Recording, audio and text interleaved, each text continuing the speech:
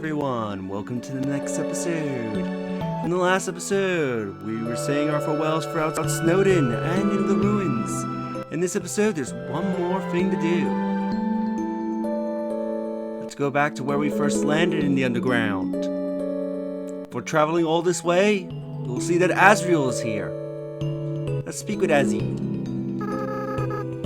Don't worry about me. Someone has to take care of these flowers. Friss, please leave me alone. I can't come back. I just can't, okay? I don't want to break their hearts all over again. It's better if they never see me. Why are you still here? Are you trying to keep me company? Friss. Hey. Let me ask you a question. Friss, why did you come here? Everyone knows the legend, right? Travelers who climb Mount Elibot are said to disappear.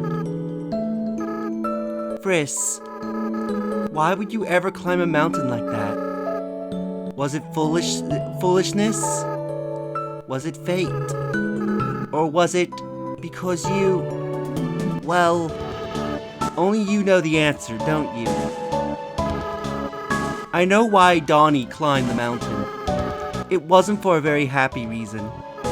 Friss, I will be honest with you. Donnie hated humanity. Why they did, they never talked about it. But they felt very strongly about that. Friss, you really are different from Donnie. In fact, though you have similar, fashion choices, I don't know why I ever acted like you were the same person. Maybe the truth is, Donnie wasn't really the greatest person. While Friss, you are the type of friend I wish I always had. So maybe I was kind of projecting a little bit. Let's be honest. I did some weird stuff as a flower. There's one last thing I feel like I should tell you. Friss, when Donnie and I combined our souls together, the control over our body was actually split between us. They were the ones that picked up their own empty body. And then, when we got to the village, they were the one that wanted to use our full power. I was the one that resisted. And then, because of me, well, that's why I ended up a flower. Friss, this whole time, I have blamed myself for that decision. That's why I adopted that horrible view of the world. Kill or be killed. But now, after meeting you, Friss, I don't regret that decision anymore. I did the right thing. If I killed those humans, we would have had to wage war against all of humanity. And in the end, everyone went free, right? I still feel kind of sad knowing how long it took. So maybe it wasn't a perfect decision. But you can't regret the hard choices your whole life, right? Well, not that I have much of a life left. But that's besides the point. Friss, thank you for listening to me. You should really go be with your friends now, okay? Oh, and please, in the future, if you, see me, don't think of it as me, okay? I just want you to remember me like this. Someone that was your friend for a little while. Oh, and Friss, be careful in the outside world, okay?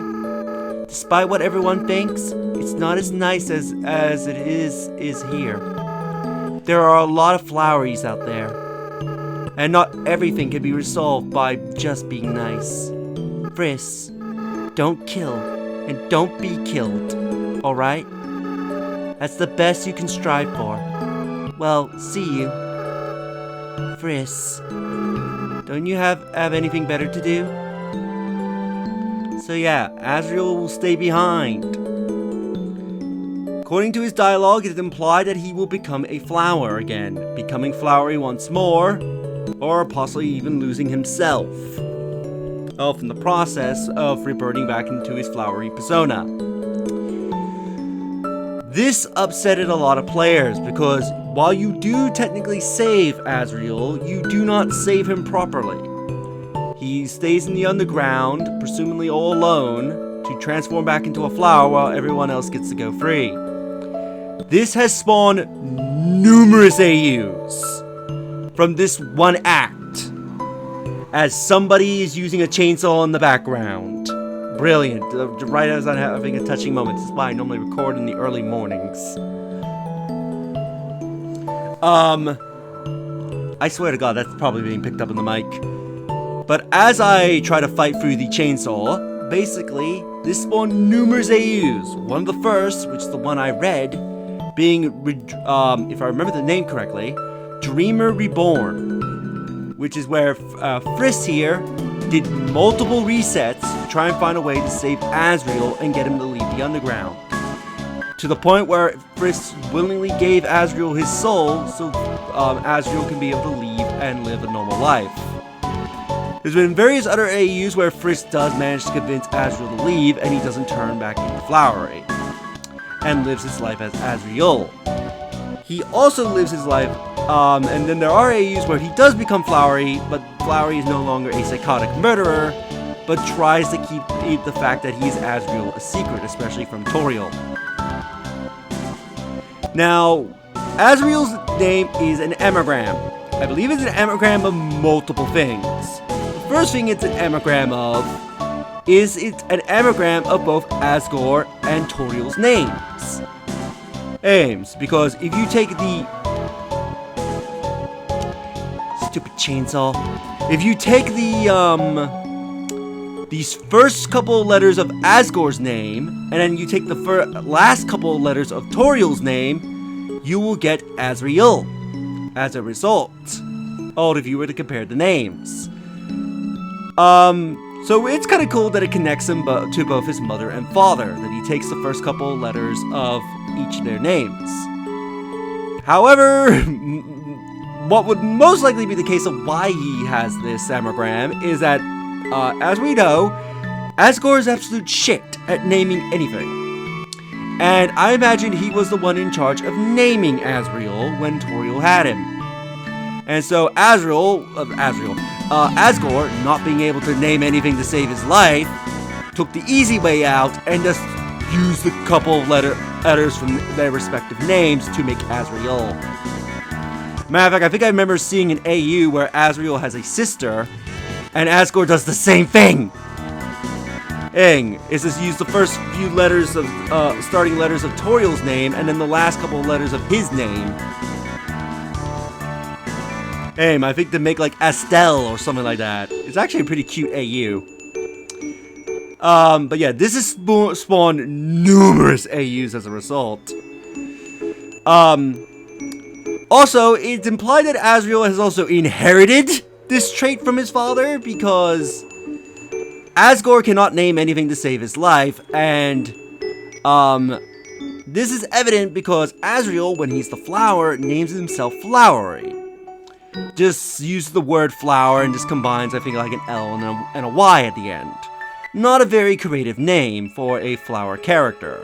But if he has inherited his father's bad naming traits, this could explain why he named his persona when he became the flower, Flowery. Is because it's an unfortunate thing he inherited from his father. Which is probably not the best thing for Asriel to inherit. The other anagram that Asriel's name is his full name, Asriel Dreamer. His full name is an anagram for serial murderer. Which makes sense given that while Asriel himself probably wouldn't ordinarily hurt people, when he was Flowery, he was a psychotic murderer who pretty much killed us out of pure enjoyment. And numerous resets. So that sort of makes sense for his anagram, for his full name to be an anagram for serial murderer. And I also believe his name is also an anagram for an angel of death or something like that. That goes under a similar name, which makes sense given the climax of this game when we fought him, and he's basically sort of became the angel of death that was depicted in the Delta Ruin. Oh, and then thanks to him and Friss, monster kind has gone free. So yeah, that's kind of cool little details, but sadly, we're gonna have to leave Asriel here. We cannot convince him to leave as much as we want to. With that, we will end the episode here. I will meet you back outside in Snowden, where we'll take the boat to Hotlands and go meet back up with our friends. Actually, real quick, does Toriel... I forget if Toriel sends another message. Excuse me. I did not mean to write sincerely. I meant to say sincerely. It is difficult to use this with large hands. Perhaps I should ask Sans to translate for me. But yeah, we'll leave Asriel here, and in the next episode, we'll make our way back to the castle where we'll finally leave. I hope you enjoyed this episode, and I'll see you in the final one. Later, everybody.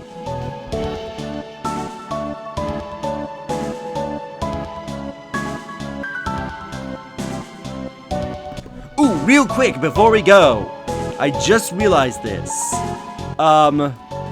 There is another anagram I forgot to mention, and also something else I forgot to mention.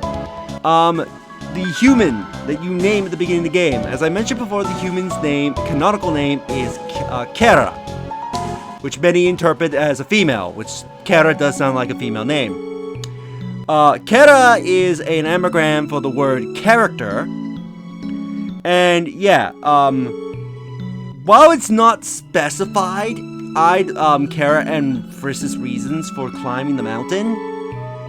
Asriel says their reasons were not good ones, and that Kara held great hatred towards humanity. It is implied that when Kara was alive, before she fell into the underground, she was probably badly abused. Beaten and abused, which would explain her hatred towards humanity. She probably did not know any nice humans.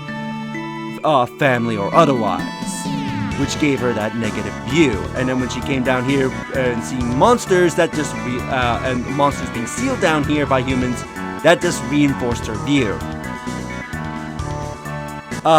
So yeah. But Friss's reasons have never been stated. It's never been stated the reason why Friss climbed the mountain and came to the underground. Many people, including myself, like to believe that Friss is the reincarnation of Kara. He is the reincarnation of Kara, who came here with the sole purpose of probably to help free all the monsters and give them a happy ending. Basically make up for the sins he did as Kara, and help everyone that he befriended as Kara. So basically, while Kara was brought up with evil and hatred in their heart, Friss was brought up with love and compassion in his heart. So yeah, thought I would point that out. Anyway, I'll leave you for good this time, and in the next episode, I'll see you for the final. Later, everybody.